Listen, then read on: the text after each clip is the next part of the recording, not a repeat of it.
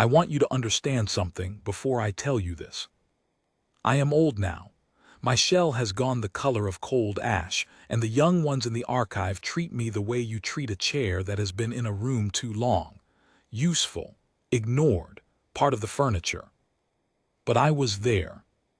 I was in the chamber the day the most powerful beings in the galaxy, leaders of 900 worlds, voices that could move fleets and starve planets with a single word, got down on the floor and begged.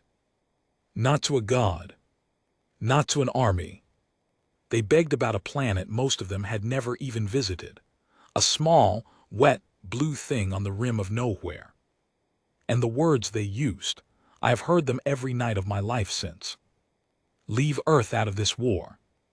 Let me start at the beginning, or close to it, the part I can stand to remember first. My name is Ilan. I was a junior archivist of the Tessarine, which is a fancy way of saying I carried things and wrote things down and tried very hard not to be noticed. Tessarines are not warriors. We are not orators. We are not beautiful. We have 6 limbs and a hard outer shell and a soft, frightened thing inside it, and our gift, our only gift, is memory. We forget nothing, not one detail. It is a curse as much as a talent. That is why they kept us in the conquered chamber. Not because we mattered, because we remembered. The Concord of Settled Stars met in a place called the Vault. You have to understand the Vault to understand the fear. It was not a building. It was a moon, hollowed out and grown over 10,000 years, polished from the inside until the rock itself held light like water. When you stood at the center of the speaking floor and looked up, the whole curve of the moon rose above you, lit soft and gold, ringed with the seats of 900 delegations. It was the most important room in the galaxy. We all believed that. We had been told it our whole lives. I remember the smell of it, stone and cold metal and the faint sweet rot of the Yalian delegates, who exhale a kind of perfume when they are nervous. That day the whole chamber smelled of it. The Yalians were terrified, and they had been terrified for 3 years, ever since the war began. The war. I should explain the war. The Vorne Ascendancy came out of the dark the way a tide comes in, not all at once, slow. You did not notice the water at your feet until the boats were already gone. Nobody knew where the Vorne came from. There are theories, there are always theories, but by the time the Conquered understood what they were dealing with, the Vorne had already eaten 11 systems. Eaten, that is the right word. They did not conquer worlds. They consumed them. They came down on a living planet and stripped it, the people, the cities, the soil, the air, and when they left there was a smooth gray rock spinning in silence where a billion voices used to be. We had recordings of it. I had filed them. That is the kind of thing they make a Tessarine do. We watch so we can remember, and we remember so that someone someday knows it was real. I watched the fall of Sevet. I watched the fall of Hollow Reach. I watched the fall of the Yalian homeworld, which is why those delegates smelled the way they did every single session for 3 years. The Conquered fought back, of course they did. The Conquered had the finest fleets in 900 worlds, the Drene battle spheres, the Kesh phase lances, the great silver ships of the Mehin, beautiful as knives. The Vorne broke all of them. Not easily. The Vorne lost ships too. They bled. But they did not stop, and they did not negotiate, and they did not care, and slowly, system by system, year by year, the map on the chamber wall turned from 1,000 colors to a single spreading gray. By the day I am telling you about, the gray had reached the heart of conquered space. 2 more systems, maybe 3, then the vault itself. That was the mood in the chamber.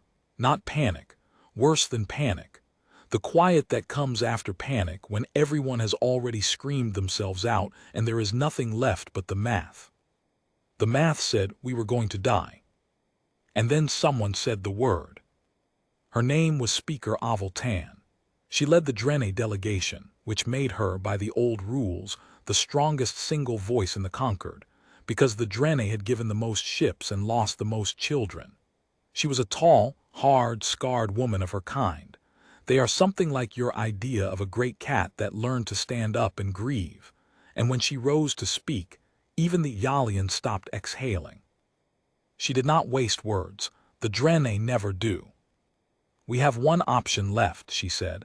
Her voice filled the whole moon. "We have known it for a year. We have refused to say it for a year. I am done refusing." The chamber waited. "There is a species," she said, "on a world called Earth." I felt the room change before I understood why. You have to remember, I was a junior archivist. I knew the name Earth the way you know the name of a small country on the far side of your own world. A thing in a file. Nothing that touched me. I had read perhaps 4 reports about humans in my whole life, and 3 of them were boring. But the old ones in that chamber, the elders, the ones who had been delegates for 200 years, the ones who remembered things even I had never been told. When HFY said the word Earth, the old ones went still in a way I had never seen. Not the stillness of attention. The stillness of a creature that has heard a sound in the dark, and is praying it does not hear it again. "The humans," HFY went on, "are a fighting species. Perhaps the only true fighting species left that the Vorne have not touched. They were quarantined. We all know they were quarantined. We all know why." A voice cut across her, thin, shaking. "Sit down, speaker." It came from the highest tier, from the seat of the eldest delegate in the entire Concord, venerable Os of the Mehine, a being so old that 2 attendants stood beside him at all times simply to help him remain upright. He had not spoken in the chamber in 9 years. 9 years. I had his silence in my records. I had assumed he would die silent. He was not silent now. "Sit down," he said again, "and do not finish that sentence." But HFY did not sit down. She had buried too many of her people to sit down. "Why not?" she said. "Tell them why not, Venerable. You were there. You are the only one of us who was actually there.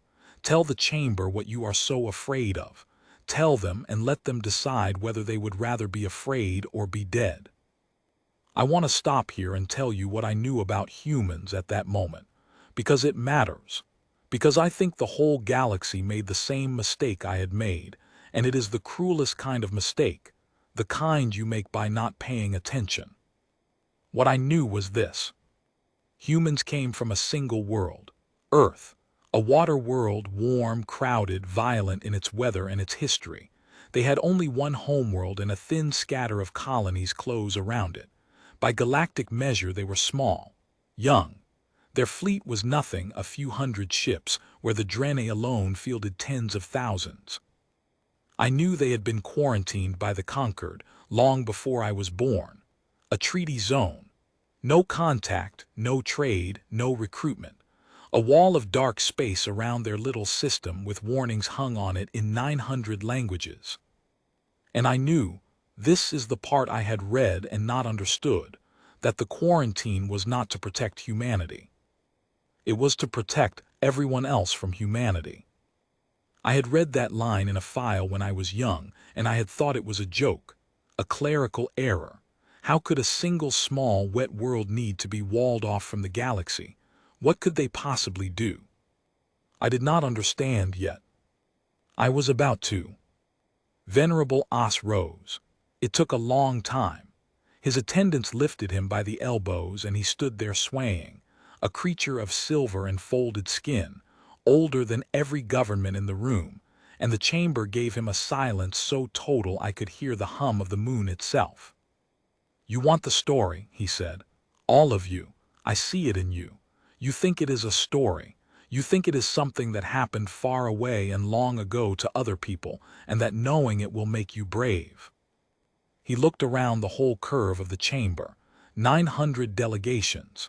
He looked at them the way you look at children who have asked to touch the fire. "It will not make you brave," he said. "It will only let you understand at the end what you have done." And then he told us. "There was a war before this one," Os said. "You do not remember it because we did not let you remember it. We struck it from the records. We, the Concord that came before your Concord, we decided that some things are better forgotten than learned. I argued against that decision. I lost. I have lived 300 years carrying the thing we hid. I felt my own shell tighten. Struck from the records. To a Tessarine, those are blasphemous words. We do not strike things from the records. The records are the only true thing. But I had no record of a war before the Vorne. None of us did. And I believed him instantly, the way you believe a sound in your own house. The enemy then, Os went on, was called the Thren. You will not have heard the name. We unmade the name. They were like the Vorne in one way, they did not stop. But they were worse in every other way because the Vorne are merely hungry and the Thren were cruel. The Thren enjoyed it. He paused, his breath rattled. The Thren were winning, as the Vorne are winning now. The Concord of that age stood exactly where you stand. Two systems from the heart, the math against us. And we, too, in our last desperation, remembered a young species on a far rim. A species we had walled off years before because our scouts had watched their history and come back frightened. Humans, Avoltan said quietly.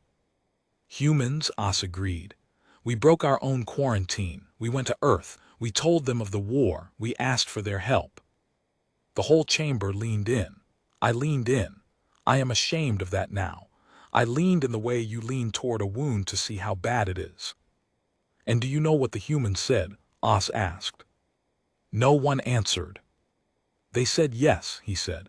They said yes immediately. They did not bargain. They did not ask what we would give them. A delegation of us stood in a hall on their world, ready to offer them anything, technology, territory, a seat in the Concord, whatever it took. And before we could offer anything, an old human soldier stood up and he asked one question. He asked, are they killing children? Os's voice cracked on the word. We said yes. The Thren were killing children. The Thren were killing everything. And the human soldier nodded and he said, then we're already in. You don't have to pay us. You should have come sooner. I did not understand the chamber's reaction. Half the delegates made the sounds their species make when they are moved. The Ialians wept. The Kesh bowed their heads. But the old ones, the few old ones who knew, the old ones flinched, as if a kind word had been a knife. That, Os said, was the moment we should have been afraid, not later, then, the moment they refused payment, because a species that fights for territory can be reasoned with. A species that fights for honor can be satisfied. But a species that goes to war because someone is killing children, he shook his ancient head, that species does not have an off switch. We did not know that yet. We thought we had found an ally. We had found something else. He told us what the humans did. I will tell it the way he told it, because his words are in my memory exactly, and because no telling I could invent would be as terrible as the flat, tired truth of his voice. The humans came to the front, Os said. Their fleet was nothing. We have all read the numbers. A few hundred ships, primitive, slow. Our admirals laughed. They placed the humans on a quiet flank, an unimportant sector where they could do little harm and take little glory, a nursery posting, a place to keep them out of the way. The Thren attacked that flank in force. They expected to brush the humans aside in an afternoon. The humans held for 19 days. He let that sit. 19 days against odds our own veterans called impossible. They lost ships. They lost most of their ships, and every time a human ship was crippled, listen to me, every time a human ship lost its engines and its weapons and lay dead in the void, the humans did not abandon it. They aimed it. They turned their dying ships into spears and they drove them into the Thren line at speeds that should have been impossible for crews still aboard. And they were aboard. We have the transmissions. We kept those, the cowards that we are. We kept the recordings of human crews on dead ships, choosing to ride them in, singing as they died, because a dead ship moving fast enough is still a weapon, and they would not waste a single weapon while children were dying behind them. The chamber was utterly silent now. The kind word was gone. Everyone could feel the shape of the thing under the story. The Thren flank broke, Os said, not because we were strong, because the humans frightened them. Do you understand how rare that is? The Thren frightened the entire galaxy and the humans frightened the Thren. The Thren had never met a species that would not break. They had built their whole war on the certainty that everyone breaks, and the humans simply did not. After the flank, Os continued, our admirals stopped laughing. They gave the humans more ships their own, captured Thren hulls, anything.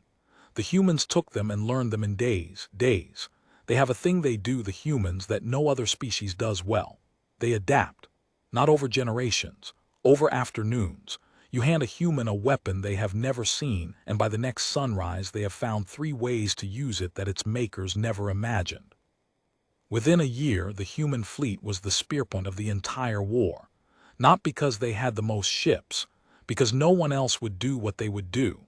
They went into places our fleets refused. They did things our admirals called madness, and the madness worked, and the line moved for the first time in a decade in our favor. Then this is hope, Avoltan said. Venerable, this is exactly the hope we need. Sit down, Os said. You have not heard the end. She did not sit, but she went quiet. The war turned, Os said. We pushed the Thren back, system by system. And here is where the Concord of that age made the choice that I have carried for 300 years. We saw that we were winning. We saw that the humans had become very, very good at war, and we began to be afraid of them. Not of their numbers, they never had numbers. Of what they were. Of a species that would ride a dead ship into the enemy singing. We looked at our allies, and for the first time we wondered what would happen when the war ended, and these creatures were still here. In our galaxy, having learned that they were stronger than all of us at the only thing that finally mattered. So we made a plan to end the war without them, to negotiate a peace with the Thren behind the humans' backs, a peace that would let the Thren live in exchange for stopping, a peace that would let us put the humans back in their box and seal it and pretend the whole thing had never happened. He closed his eyes. The humans found out. You must understand the shape of it, Os said, and now his voice was very quiet and the whole moon strained to hear him. We had asked them to fight because the Thren were killing children. They had bled for that. They had ridden their dead into the dark for that. Hundreds of thousands of them had died for that single reason, that someone was killing children and it had to be stopped. And we, the great and wise Concord, went behind their backs to make a deal that would let the killers live. To let the Thren keep their worlds, to call it peace. To the humans, that was not diplomacy. To the humans, that was a betrayal of the dead. I remember the temperature of the chamber seemed to drop. I remember my own 6 limbs had gone cold against the stone. There was a human commander, Os said. Her name is in no record but my memory. The humans had given her authority over their fleet, and she had spent 2 years of her life and most of her friends fighting a war she had been promised was about saving the innocent. When she learned what we had done, when she learned we meant to let the Thren walk away whole, she did not rage. The reports are very clear on this. She was calm. The humans become most dangerous, I have learned, exactly when they become calm. She sent the Concord a single message. We have it. I can recite it. I have recited it to myself 10,000 nights. She said, you asked us to stop the people killing children. We did not agree to help you forgive them. We will finish what we came to do. Stay out of our way. And then she ended the Thren. The chamber made a sound, a low collective sound, 900 species inhaling at once. Not conquered, Os said. Not defeated, ended. The humans turned the full force of everything they had learned, everything we had taught them, everything they had taught themselves, onto the Thren homeworld and their core systems, and they did not stop, and they did not negotiate, and they did not care what it cost them because they were no longer fighting for us. They were fighting for the dead children, and the dead are very patient creditors. It took them 4 months. At the end of 4 months there were no Thren. There is no Thren homeworld. There is no Thren fleet, no Thren language, no Thren memory except the one we hid. A species older than the Concord, gone in 4 months, at the hands of a few hundred ships from a single wet world, Because we made the mistake of teaching them how to fight, and then betraying the reason they fought. He opened his eyes and looked across the silent chamber. And do you know what frightened us most? It was not the destruction. We had seen destruction. It was what the human commander did after. She did not turn on us, she could have. We were exhausted, broken, scattered. The humans were at the height of their power, and we had betrayed them, and they owed us nothing but vengeance. Any species we have ever known would have taken the galaxy. Any species. The Drene would have. The Mehin would have. I would have. The humans went home. They finished the Thren, and they turned their ships around, and they went back to their small, wet world, and they sealed their own border behind them, and they sent us one last message. The commander again. The calm one. She said, "We came because you needed us. We left because you didn't anymore. Don't ask us again unless you're ready for what you're asking for. We don't fight wars. We end them. There's a difference, and you almost learned it the hard way." I stood swaying in the great gold light. "We strengthened the quarantine," he said. "We struck the war from the records. We erased the Thren so that no one would ask why a species was missing. We told the next generation, your generation, that the humans were a minor people on a far rim, walled off for their own protection. We let you think the wall was for them. The wall was never for them. The wall was so that we would never again be tempted to do what Speaker Avaltan is asking you to do right now, to go to Earth, to wake them, to put the fate of children in their hands again and pretend we will be able to control what comes after." He turned with terrible slowness to face Avaltan directly. "You ask why I am afraid," he said. "I am not afraid that the humans would lose. I'm afraid that they would win. I'm afraid of exactly what we got last time, a victory we could not survive, because the Vorne are killing children, Speaker. The Vorne are killing children on a scale the Thren never dreamed of. And if you go to Earth and tell the humans that, if you say those words to them, they will say yes. They will say yes before you finish asking. And then it will not be our war anymore. It will be theirs, and we will have to live in whatever galaxy is left when they decide it is finished." He sat down. His attendants caught him before he fell. And the chamber erupted. I cannot describe the next hour as a clean thing. It was not clean. 900 delegations, 3 years of fear, and now a hidden history dropped into the middle of them like a stone into still water. Some screamed that Os was lying, that no species could do what he described, that the Thren had never existed and the old Mehin had finally gone senile. Some, the ones whose own homeworlds had already gone gray under the Vorne, the Yalians weeping their sweet, terrified perfume, screamed the opposite. They did not care what the humans were. They wanted to live. They would wake any devil if it bought them one more generation. And through all of it, Speaker Avaltan of the Drene stood at the center of the speaking floor and did not move, and waited for them to exhaust themselves, the way she had waited out the chamber before, the way her people wait out everything. When the noise finally guttered down, she spoke once more, quietly, so quietly that the whole moon had to strain. "I have heard the Venerable," she said. "I believe every word. That is why I am asking, not in spite of it. You are all afraid of what the humans are. So am I, but I have buried 140,000 of my own people in 3 years, and the Vorne are 2 systems from this chamber, and the math has not changed. We are going to die, not our grandchildren, not in some distant age, us, the beings in this room, within the decade. The Venerable is afraid of a galaxy we cannot control. I would give my shell to see a galaxy at all." She looked up at Oz. "You say the humans end wars. Venerable, I am begging, let them end this one." And then a new voice spoke. A voice none of us had heard before. A voice from a small, dark seat near the back of the chamber. A delegate seat that had sat empty for as long as I had served. A seat I had assumed belonged to some dead world no one had bothered to clear from the rolls. It was not empty. It had never been empty. "You keep talking about us," the voice said, "like we're not in the room. I turned with the whole chamber toward the back. And I saw, for the first time in my life, a human. He was small.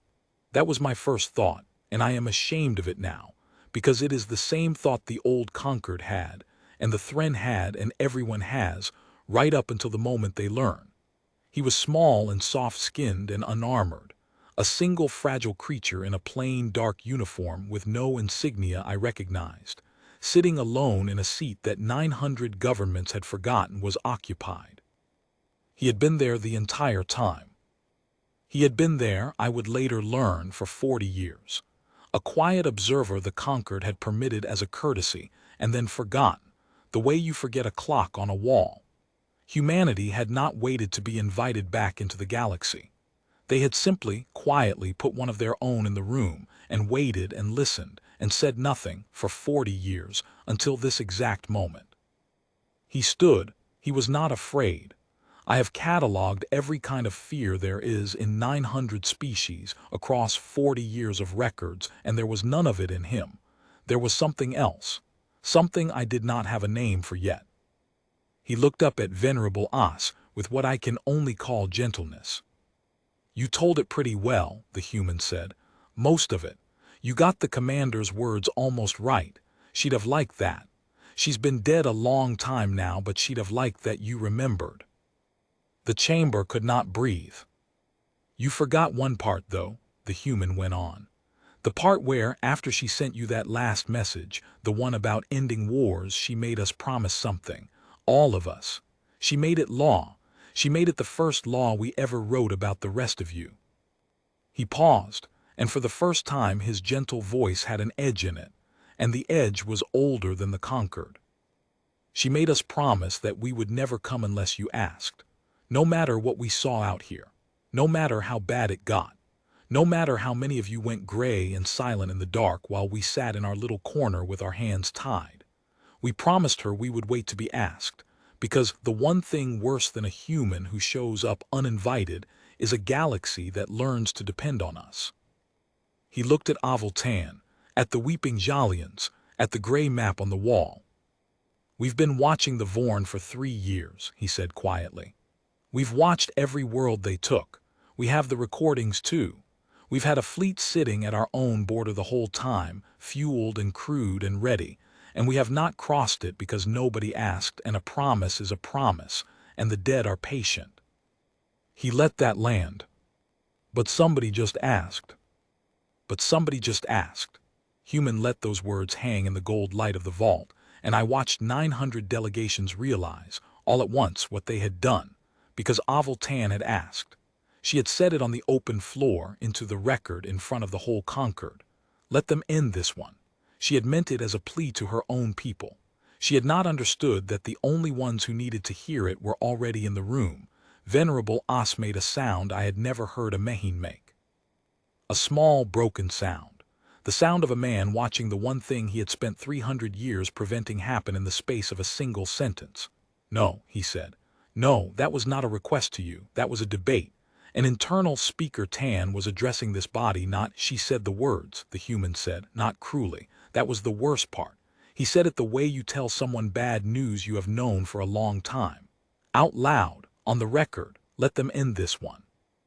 You can argue about what she meant. We don't get to argue about what she meant. We only get to hear what was said. That's the whole point of the promise. We don't decide for you. You decide and we honor it. And she decided."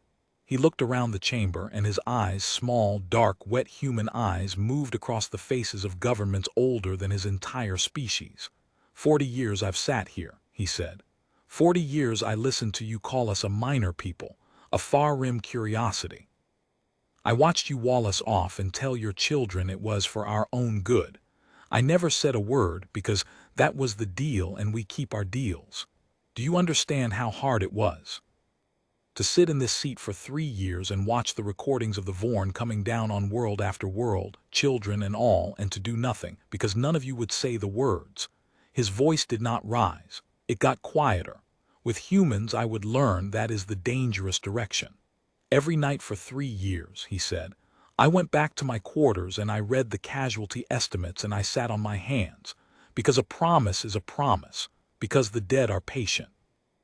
But I am not a patient man, delegates. I never was. None of us are. We just keep our word better than we keep our temper.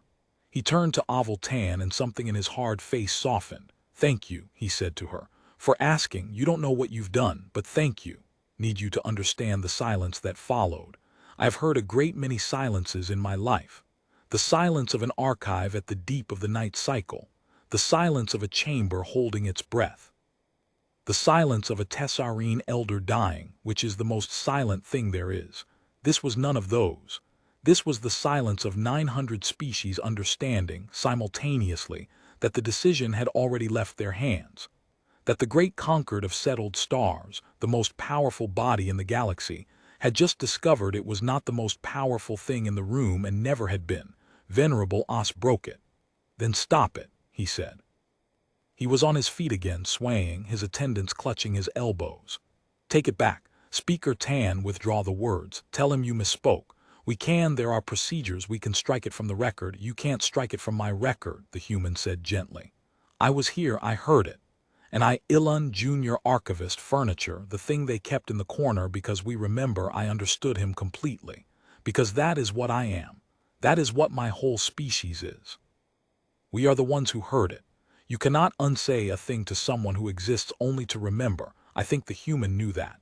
I think somehow in 40 years of sitting forgotten in that seat, he had come to understand the Tessarines better than the Concord understood us.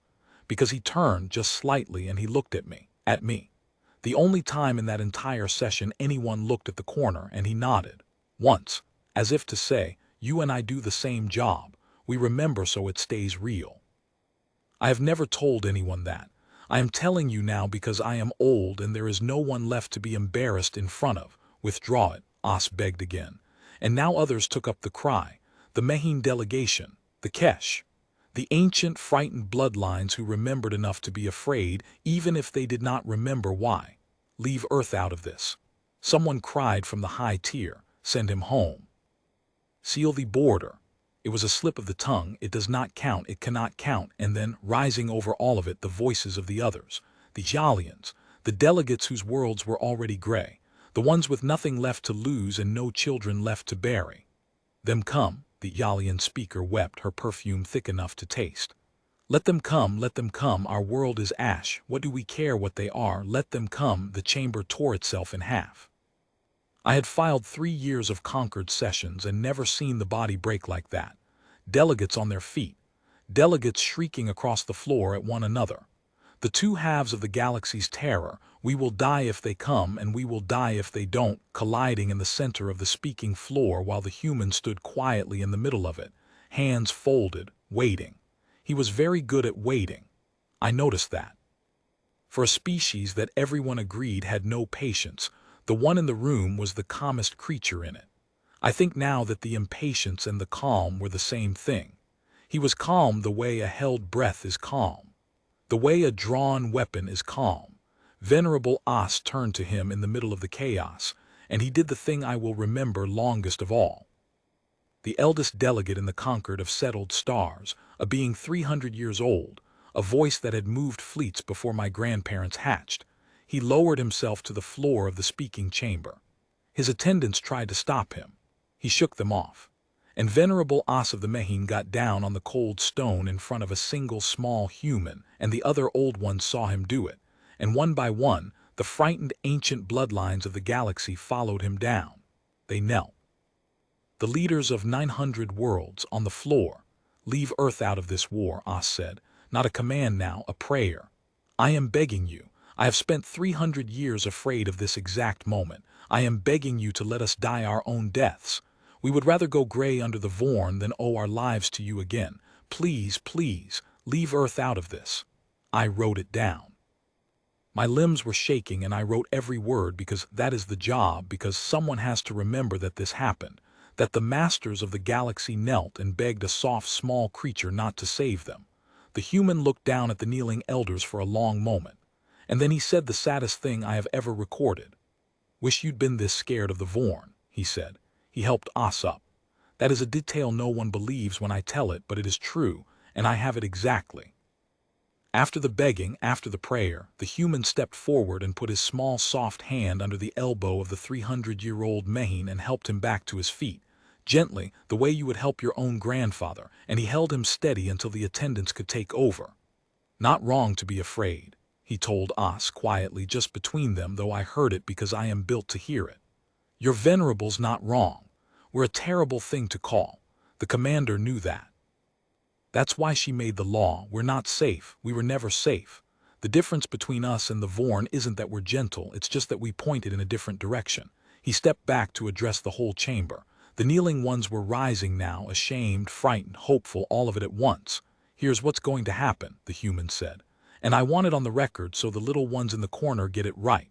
He glanced at me again. I bowed my head and kept writing. "We were asked. We're coming, our fleet crosses our border within the hour. It's been ready for 3 years, like I said. We will go to the Vorne and we will end this." "After?" Avoltan asked, the only one brave enough. "When the Vorne are gone, what then?" The human smiled. It was not a cruel smile, it was tired. "Then we go home," he said. "Same as last time. We end it and we turn around and we go back behind our wall, and we don't take a single one of your worlds, and we don't ask for payment, and we leave you to rebuild whatever's left, because that's what she made us promise too. You don't have to be afraid of us afterward, that part's in the law. The only thing you have to be afraid of is during. And during," his smile faded, "during, you should stay very far away from us, because we don't fight wars, we end them. And ending a war is an ugly thing to be standing near. I was not at the front. I want to be honest about that because the records are sacred to me and I will not pretend to have seen what I did not see. I was in the vault in the corner with my recording instruments, watching the same feeds the delegates watched in the same chamber for the next 4 months. But I saw the feeds. I filed every one of them. I have them still. And I will tell you what came back from the front, the way it came to us, in fragments and silences and the slow gray turning of the map. The human fleet crossed its border within the hour, exactly as he said.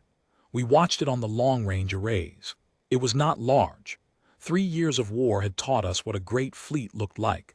The Drene battle spheres in their tens of thousands, the silver knives of the Mehin. The human fleet was a fraction of that. A few thousand ships where the Concord at its height had fielded hundreds of thousands.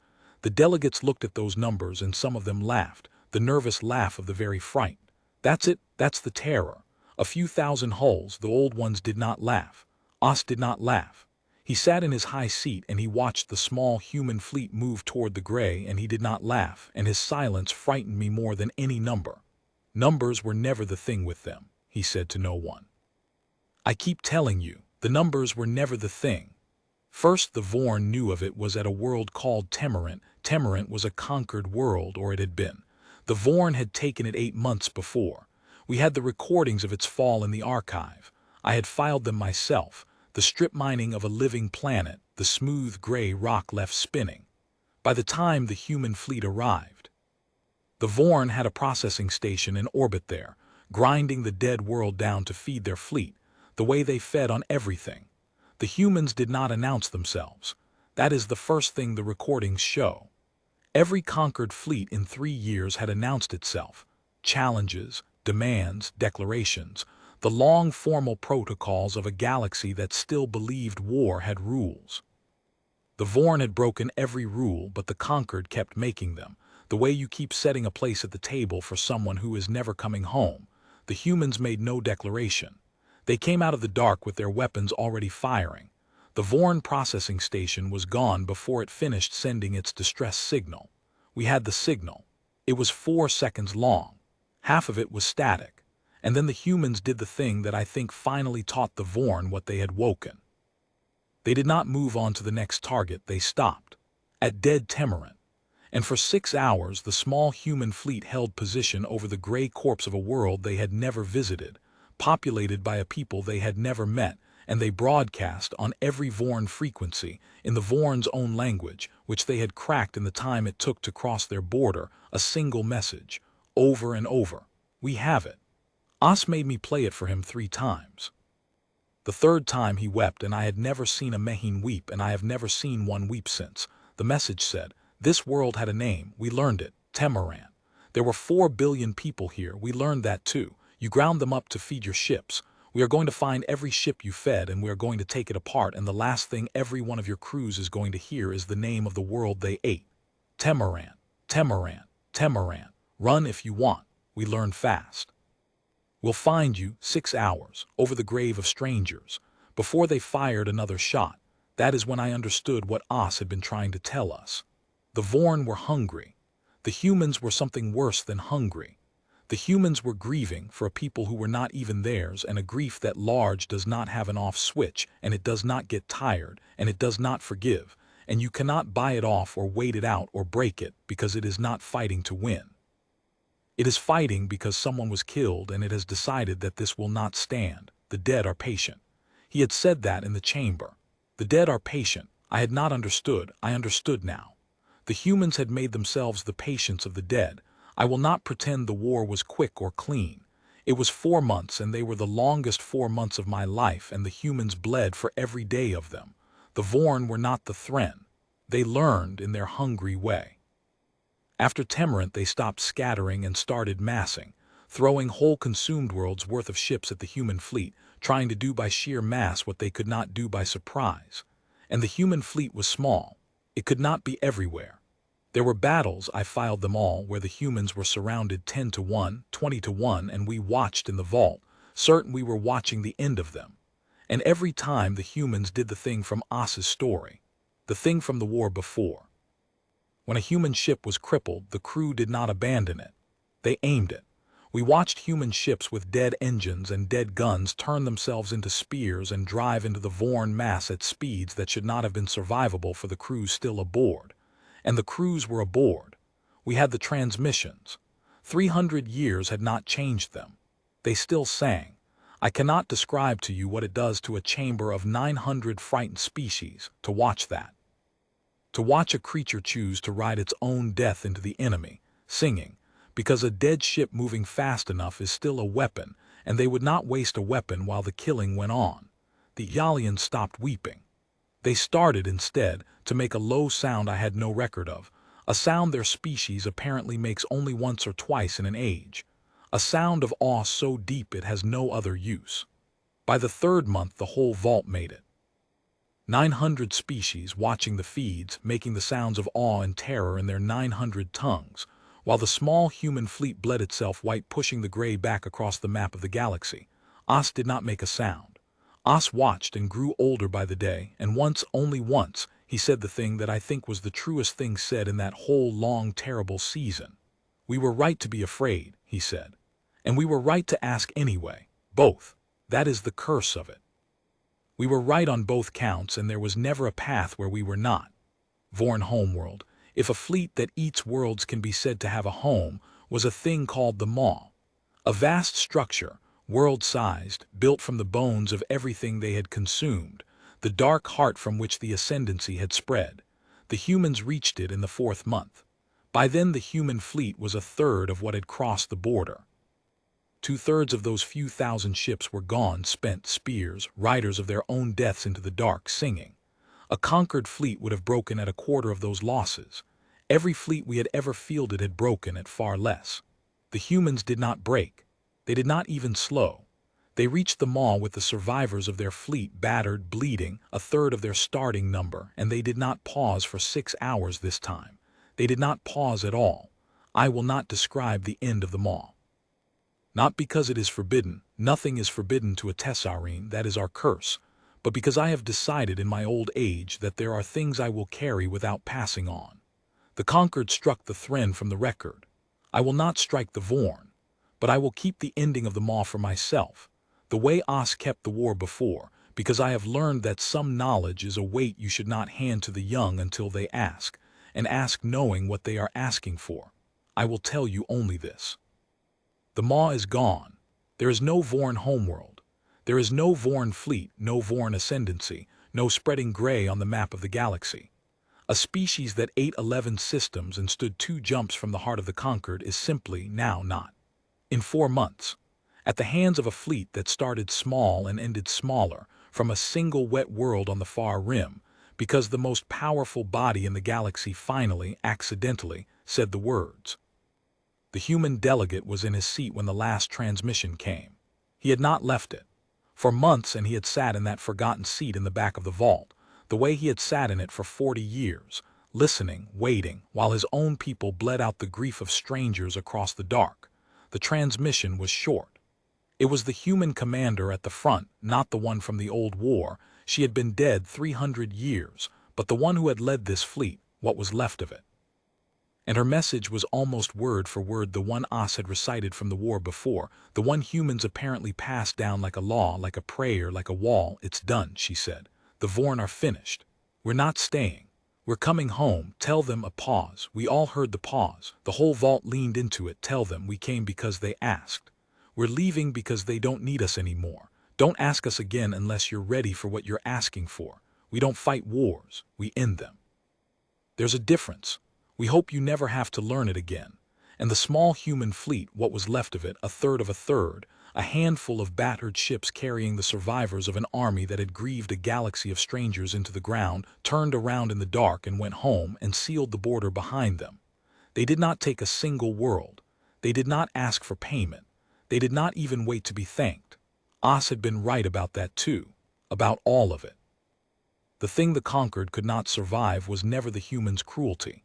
It was their kindness. A species that will do that, bleed itself to a third of a third for strangers, and then go home and ask for nothing.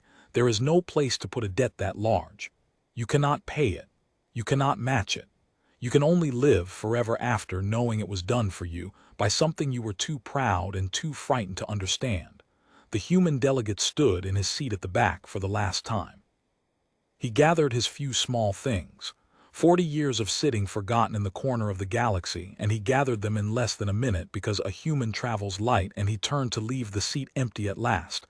Venerable Oz called out to him from the high tier, his old voice cracking. "Wait." Human waited. "Seat," Oz said. "It will be empty now. Will you?" He struggled with it. 300 years of fear fighting 300 years of pride. "Will you send another? Will Earth keep a voice in this chamber?" The human considered it. "No," he said, gently. "I don't think so, not for a while. The deal was we wait to be asked, and you asked, and we came, and it's done. Keeping a seat here that starts to look like we're waiting to be needed. And the commander, the first one, 300 years ago, that's the one thing she was most afraid of. Not that you'd fear us. That you'd depend on us. That you'd stop learning to stand on your own because you knew we were sitting in the corner ready to be asked." He looked around the chamber one last time. At the 900 frightened, awed, grieving, grateful, terrified faces of the galaxy. "You almost died," he said. "All of you. Not because the Vorne were unbeatable, because you spent 3 years too proud and too scared to do the hard thing yourselves. We're not going to be the corner you lean into instead of growing a spine. We love you too much for that, and we don't love you enough to do it twice." He stepped down from the seat. "Learn to stand up," he said. "We did. From one wet world with nothing while you all called us a minor people. You've got 900 worlds. You can manage it. And if you ever can't, if it's ever truly the end and there's truly no other way," he paused at the great doors of the vault, a single small figure against the gold light. "You know where we are. You know the words. But understand what you're asking. We don't come to help. We come to end things. Be very, very sure it's worth ending before you call us again." And then he was gone. The seat at the back of the chamber has been empty ever since. The conquered left it empty. They never cleared it from the rolls. To this day there is a seat in the vault that belongs to a world no one is permitted to sit in, and once a session, by a custom that started that very day and that no law ever wrote down, the chamber falls silent and looks at the empty seat for the length of one held breath, and then goes on. I am the one who started that custom. I should tell you that now at the end. The junior archivist in the corner. The next session, I left one held breath of silence in the record where the human's voice used to be, and I marked it, and the marking spread, the way true things spread, and now 900 worlds keep a breath of silence for a seat they are too afraid and too grateful to fill. We remember so it stays real. He understood that. He and I did the same job. I'm old now, as I told you at the start. My shell has gone the color of cold ash. The war is 3 lifetimes gone for most species. The young ones in the archive do not know the name Vorne because we did not strike it from the record. I made sure of that, but they read it the way you read any old war, as a thing that happened far away and long ago to other people. They do not understand the empty seat. They ask me about it sometimes, the curious ones. Why is it empty? Whose was it? Why the breath of silence? I tell them the truth. I am a Tessarine. I do not know how to do anything else. I tell them there is a small wet world on the far rim, walled off by a quarantine older than the Concord, and that the wall was never to protect the world. I tell them about the war before the war, the one even I had no record of until an old Mehi knelt on the floor and gave it to us. I tell them about a fleet that started small and ended smaller and went home with nothing. I tell them that the most powerful beings in the galaxy once got down on the cold stone and begged a single soft creature not to save them, and that he saved them anyway and asked for nothing, and that this is the most frightening thing I have ever recorded, more frightening than the Vorne, more frightening than the Maw, because hunger you can understand, cruelty you can understand, but a thing that will bleed itself white for strangers and then go home and ask for nothing, there is no box in the mind that holds it. You can only keep a breath of silence and hope you never have to say the words, and then the young ones always ask the same last question. Every generation. They lean in the way I once leaned in, toward the wound to see how bad it is. They ask, what were they called? The people from the wet world, and I tell them the name. The way I tell them everything. Exactly. I say, they called their world Earth. And then I say the thing the old human said to me, the only words he ever spoke to me directly, on his way out the great doors of the vault, so quietly that only a creature built to hear it could have heard, the words I have carried for 3 lifetimes and never once written down until now, at the very end for you. He stopped beside my corner. He looked at the small frightened thing in the shell, scribbling down the end of the world. And he said, make sure they remember we didn't want to, that's the part that matters. Anyone can be feared. We just wanted to be the kind of feared that only shows up when someone's killing children and then goes home. You make sure they remember the going home. The rest of it they'll remember on their own. I have made sure. I am making sure now. We didn't want to, that's the part that matters.